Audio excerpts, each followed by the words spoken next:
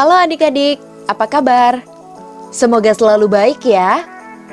Kembali lagi bersama saya, Liana Randika. Pada kesempatan kali ini, saya akan membahas materi pembelajaran untuk siswa SMP kelas 8, yaitu cerita pendek atau yang lebih sering kita sebut dengan cerpen. Adapun kegiatan pembelajaran yang akan kita lakukan yaitu yang pertama, kita akan belajar mengidentifikasi unsur pembangun karya sastra dalam teks cerita pendek. Lalu berikutnya, kita akan belajar menelaah struktur dan aspek kebahasaan dari teks cerita pendek. Dan yang terakhir, kita akan belajar membuat cerita pendek sendiri dengan memperhatikan struktur dan kebahasaan teks cerita pendek. Apa itu teks cerpen? Untuk mengetahuinya, silahkan adik-adik baca dengan seksama materi mengenai pengertian, fungsi, ciri-ciri, dan unsur-unsur pembangun karya sastra dalam teks cerpen pada modul yang telah diberikan. Selain itu, adik-adik juga bisa mencari materi tambahan dari buku penunjang materi lainnya seperti buku elektronik atau e-book, serta dapat pula dari artikel-artikel di internet yang sumbernya bisa dipercaya.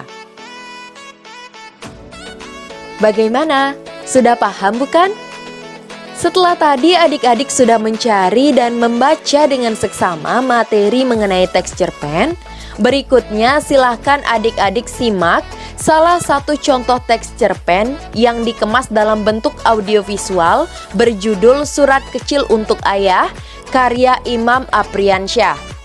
Silahkan adik-adik perhatikan unsur-unsur pembangun karya sastra apa saja yang ada pada teks cerpen tersebut. Selamat menyaksikan. Surat Kecil untuk Ayah, karya Imam Apriansyah. Sebuah kepingan kehidupan yang mesti kujalani. Pagi ini aku sendiri mengeja aksara yang terbata-bata kupahami. Sepucuk kertas usang yang nampak telah lama sekali disimpan rapat dari pengetahuanku. Isinya mewakili segala jati diriku.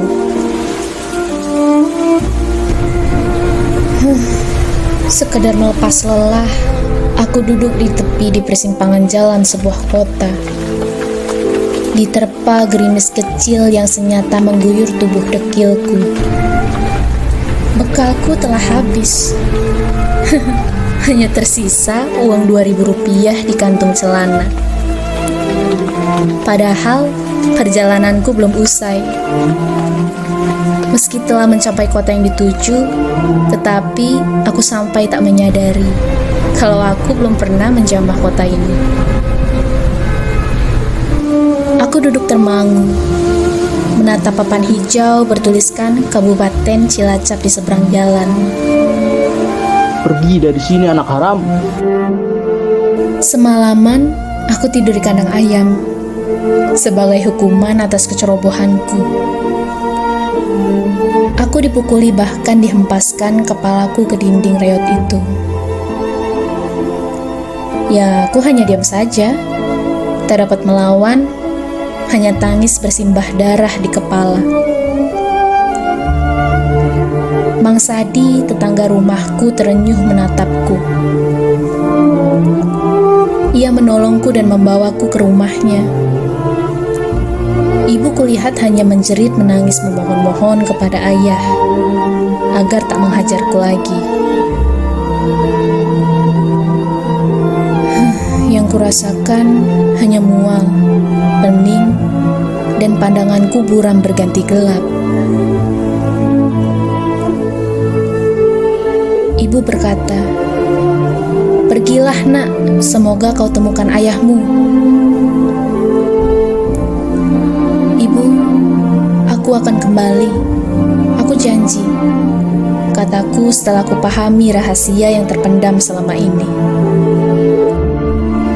Akhirnya aku mengerti mengapa ayah sebegitu kejamnya kepadaku.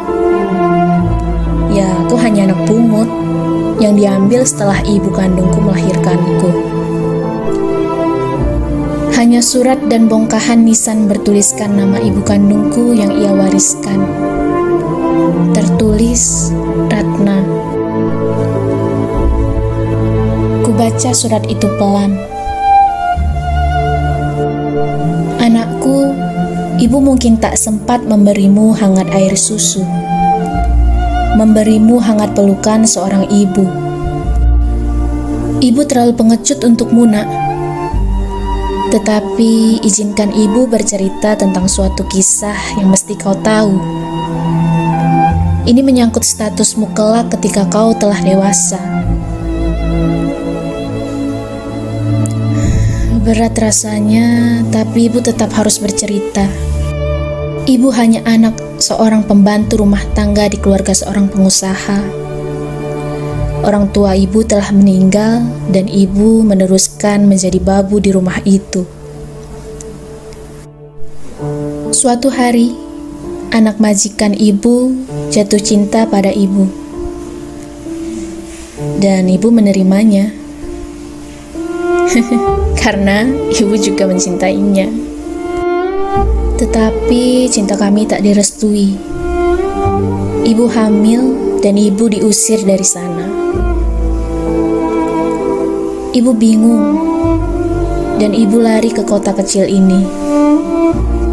Mengandungmu dengan susah payah, tapi ibu tak sedikit pun punya niat menggugurkanmu. Karena kau punya hak untuk tetap hidup, nak. Satu yang ibu pinta, cari ayahmu jika kau telah dewasa, dan berikan surat ini kepadanya. Itu saja. Salam hangat, ibumu yang tak berguna. Kulangkahkan kembali kakiku menyusuri tepian jalan yang mulai ramai. Ojek, Dek. Enggak, Bang. Terima kasih. Cuma mau tanya alamat ini. Tahu enggak, Bang? Oh, rumah Bapak Andi. Itu, Dek, rumah yang di seberang yang nomor 20. Oh, oke. Makasih ya, Bang. Sama-sama, Dek. Seorang pria paruh baya sedang bersenda gurau di taman rumah dengan seorang wanita yang aku tak tahu siapa. Di sampingnya ada anak perempuan seumurku. Memeluknya manja. Aku hanya termangu di depan gerbang rumah megah itu. Pengemis ya? Pria itu melemparku dengan selembar uang Rp1.000 dengan sombongnya. Sakit menyelusup hatiku, namun kucoba untuk tetap ramah dan bertanya. Bapak Andi Hadiningrat ya? Tanyaku dengan gugup. Iya, Anda siapa? Maaf, saya sedang sibuk. Sejatinya aku ingin menangis dan memeluknya. Pria itu ayahku, ayah kandungku. Tetapi aku sadar, ia tak mengenalku. Bahkan, mungkin tak akan mau mengakuiku. Aku melempar surat titipan ibu dan berlalu. Aku berjanji tak akan menemui ayah lagi, jeritku dalam batin.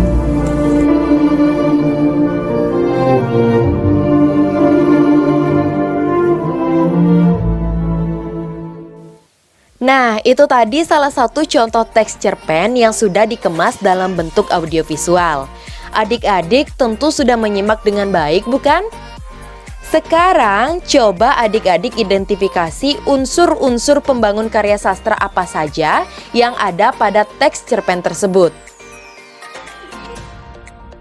Pada kegiatan sebelumnya, adik-adik sudah menyimak contoh cerpen dalam bentuk audiovisual. Kali ini, silahkan adik-adik baca dengan seksama contoh cerpen lainnya yang akan disajikan dalam bentuk teks. Silakan adik-adik perhatikan lagi unsur-unsur pembangun karya sastra yang ada pada teks cerpen berjudul Ke Solo Kenjati karya Umar Khayyam berikut ini.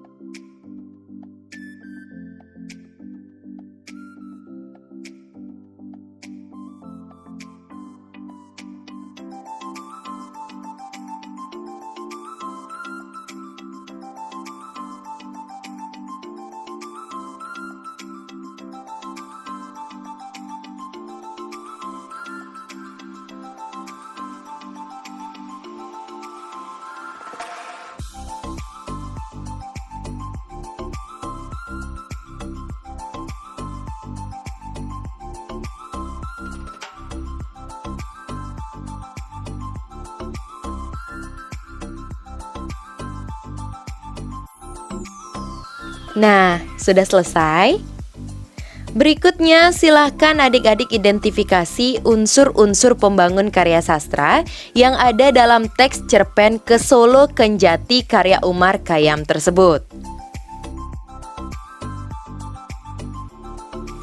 Pada kegiatan sebelumnya, adik-adik sudah mencari dan mengetahui pengertian, fungsi, ciri-ciri, dan unsur-unsur pembangun karya sastra yang ada dalam teks cerpen.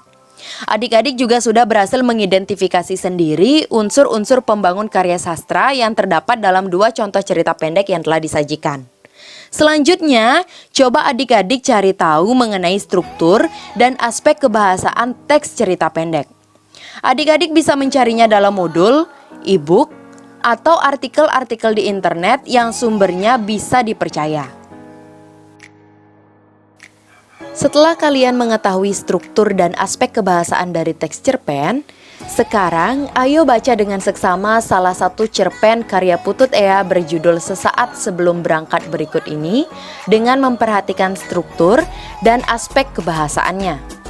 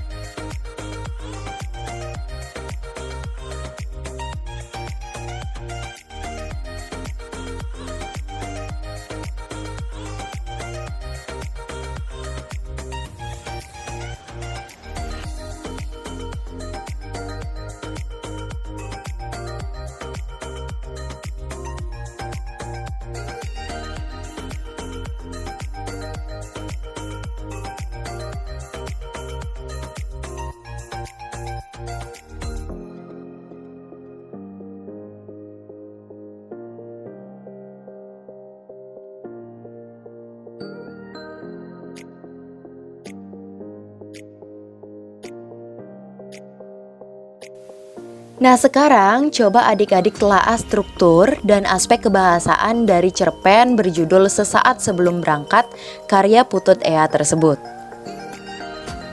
Setelah tadi adik-adik sudah membaca dan menelaah struktur serta aspek kebahasaan salah satu contoh teks cerpen, selanjutnya ayo simak contoh cerpen yang disajikan dalam bentuk audio visual lagi. Silahkan adik-adik perhatikan struktur dan aspek kebahasaan dari teks cerpen tersebut. Cerpen yang akan disajikan berjudul Gendong, karya Raditya Dika. Selamat menyaksikan. Gendong, cerita pendek karya Raditya Dika, dibacakan oleh penulisnya. Kenapa aku nggak boleh gendong anakku sendiri? Tanya si suami kesal. Di ujung kamar, istrinya duduk di kursi melihat ke arahnya.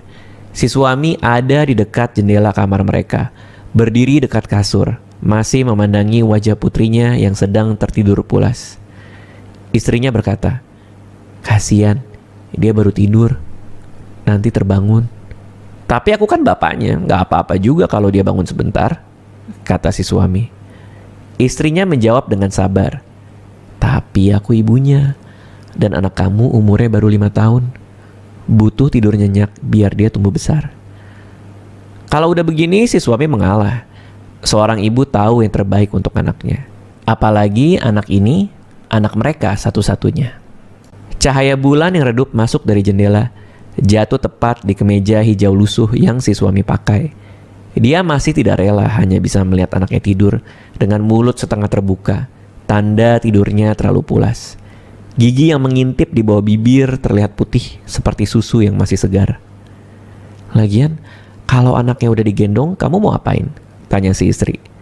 "Diliatin aja gitu." "Pertama-tama," kata si suami, "aku mau kecup jidatnya. Karena setiap pulang selesai mencari uang, hanya dahi itu yang bisa melarutkan rasa capek yang terkumpul. Aneh loh, bisa lenyap, nggak bersisa." "Terus?" tanya si istri. "Terus, aku lihat kelopak matanya. Aku minta maaf, bisik-bisik tentu saja.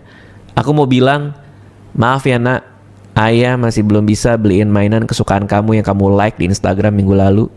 Maaf, ayah terlalu naif menaruh semua uang keluarga kita di bisnis kafe ayah. Hilang gak bersisa digebuk segala pandemi virus COVID ini. 6 bulan tanpa pemasukan memang waktu yang terlalu lama untuk membuat kafe sederhana ayah rata dengan mimpi yang ayah bangun untuk kita. Lalu aku akan bilang, percayalah ayah sedang berusaha untuk mencari uang kembali. Agar kita bisa berhenti makan sehari sekali. Agar kamu bisa ikutan beli es krim Magnum yang anak kompleks sebelah suka makan sore-sore. Maaf, tapi ayah terus berusaha kok. Yakin di tengah pandemi seperti ini akan ada teman atau saudara kita yang baik meminjamkan uang, memberikan modal untuk usaha kita, usaha dari rumah." Si istri masih mendengarkan. Duduknya masih belum berubah semenjak suaminya bicara dari tadi. Si suami melanjutkan, "Lalu, aku akan elus rambutnya dan aku taruh dia kembali ke tempat tidurnya. Tuh kan? Aman kan? Cuman selama itu kok. Boleh dong aku gendong dia." Si istri melihat ke arah suaminya. Bukannya menjawab, dia bertanya balik. "Kok istrinya gak pernah dikecup lagi dahinya?" "Iya, ini kalau dibolehin gendong, kamu juga kebagian kecup dahi. Janji," kata si suami. Si istri tertawa. Suaminya melihat dia dengan mata sendu. Dia berkata, "Maaf ya, kalau aku kecewain kamu." "Aku gak pernah kecewa sama kamu, Mas. Gak pernah," kata si istri pelan. Si suami menatap ke arah bulan. Matanya mulai berkaca-kaca. Dia melamun sendiri. Istrinya membiarkannya. Si suami berkata, "Mungkin seharusnya dari dulu aku dukung kamu mengembangkan bakat kamu ya. Bukannya ngebuat kamu terjebak di rumah setiap hari begini." "Bakat apa?" tanya istri. "Nyanyi aku kan gak bisa." "Itu bakat kamu. Yang itu." "Oh, yang itu," kata istri. "Iya, kamu kan bisa tuh ngelihat dan bicara sama hantu. Aku lihat banyak yang sukses jadi konten kreator bikin YouTube. bikin buku, masuk TV. Seharusnya aku lebih ngedukung kamu ya.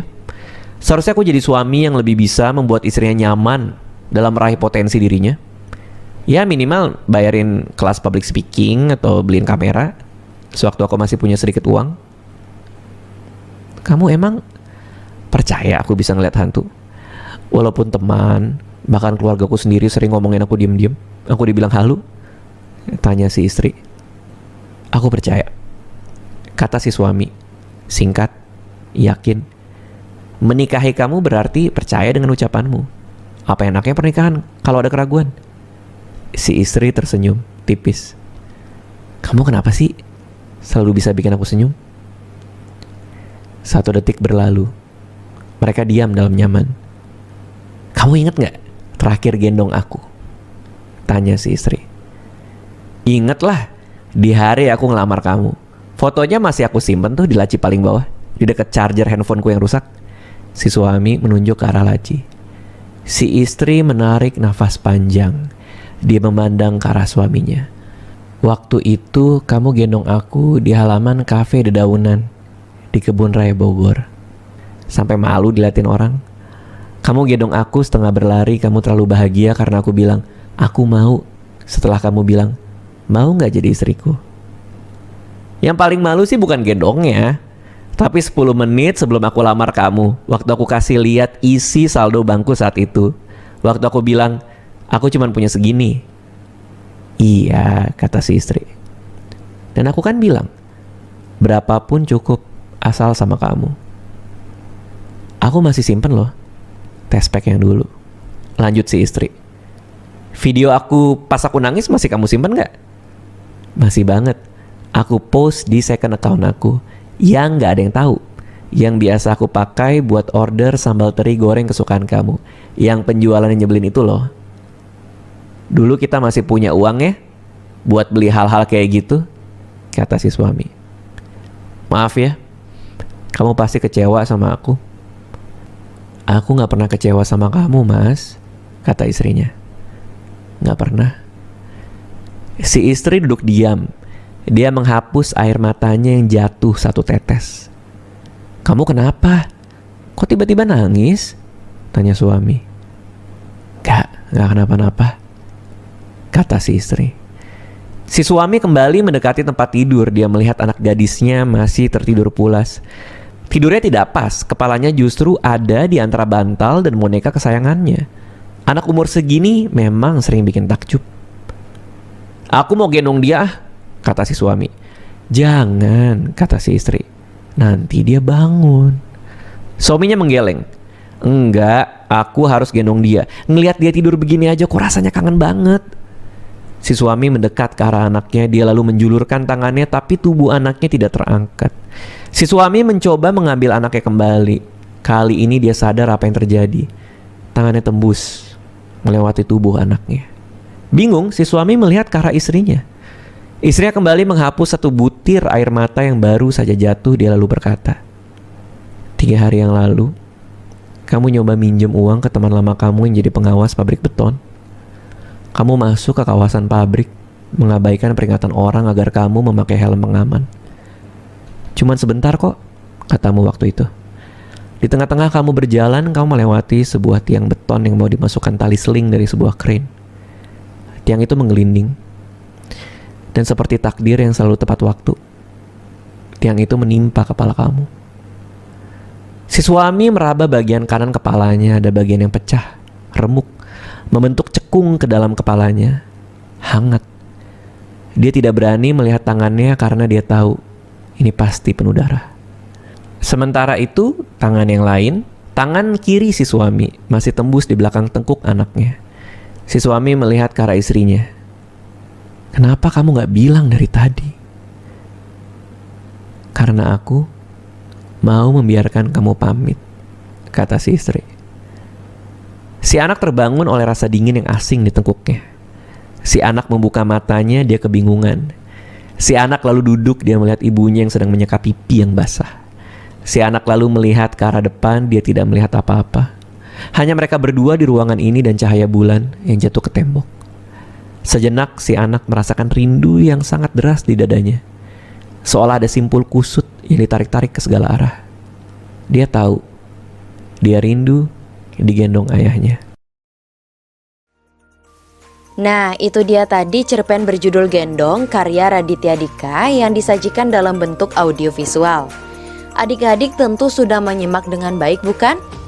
Maka dari itu, sekarang silakan adik-adik telaah lagi struktur dan aspek kebahasaannya.